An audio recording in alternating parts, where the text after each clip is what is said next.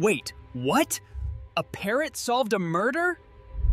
Martin Duram lived peacefully in Michigan with his wife Glenna and Bud, an African gray parrot who watched everything.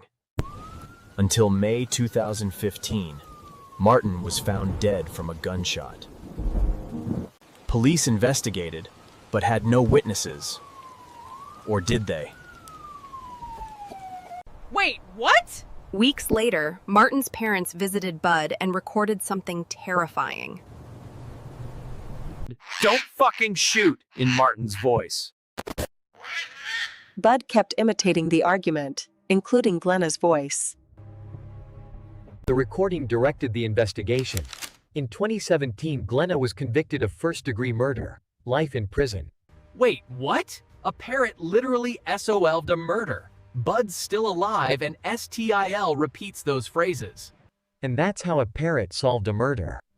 Subscribe to MindBlend for more insane true stories.